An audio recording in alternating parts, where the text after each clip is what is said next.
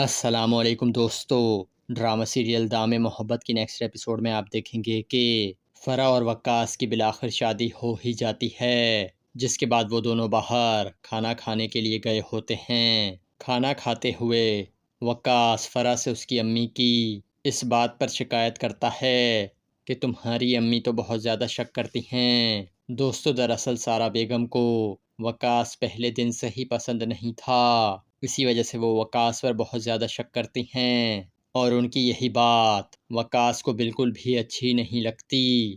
اس کے بعد وہ فرح سے کہتا ہے، فرح تمہاری امی کا رویہ میرے ساتھ بالکل بھی ٹھیک نہیں ہے۔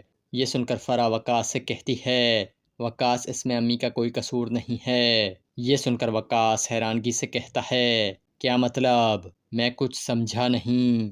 اس پر فرح کہتی ہے، دراصل امی ساری زندگی اپنی سوتن کے اشاروں پر چلتی آئی ہیں، ان سے جان چھڑوائی تو اب پتہ نہیں کس کی باتوں میں آ گئی ہیں۔ یہ سن کر وقاص تعجب سے کہتا ہے، ابو جی؟ کیا وہ ابو جی کی باتوں میں آ رہی ہیں؟ اس پر فرح کہتی ہے، ارے نہیں، ابو تو خود پریشان ہیں امی کی ان حرکتوں کی وجہ سے۔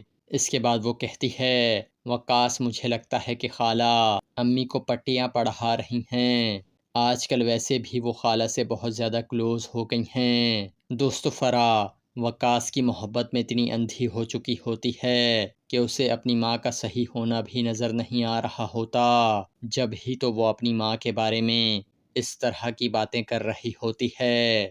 دوستو دوسری طرف آپ دیکھیں گے کہ سونیا کو جب سے یہ بات پتہ چلی ہے کہ اب وہ کبھی بھی ماں نہیں بن سکے گی، تو یہ جان کر وہ بہت زیادہ اداس ہوتی ہے۔ اس کے بعد وہ دکھی لہجے میں ارباز سے کہتی ہے، ارباز میرے تو سارے خواب ہی ٹوٹ گئے ہیں، پلیز مجھے معاف کر دیں، کیونکہ میں ماں نہیں بن سکتی اور آپ کو اولاد کا تحفہ نہیں دے سکتی۔ میں نے سوچا تھا کہ جب ہمارے بچے ہوں گے تو آپ کے ساتھ ماضی میں جو کچھ بھی ہوا ہے آپ وہ سب بھول جائیں گے۔ یہ سن کر ارباز سونیا کو تسلی دیتے ہوئے کہتا ہے، سونیا تم ایسا کیوں سوچتی ہو؟ یہ سب مایوسی کی باتیں ہیں اور تم جانتی ہو کہ مایوسی گناہ ہے، اور میری ایک بات ہمیشہ یاد رکھنا، چاہے ہماری اولاد ہو یا نہ ہو، لیکن میں زندگی بھر کبھی بھی تمہیں اکیلا نہیں چھوڑوں گا۔ یہ سن کر سونیا بہت زیادہ خوش ہو جاتی ہے اور یہاں اس قسط کا اختتام ہو جاتا ہے۔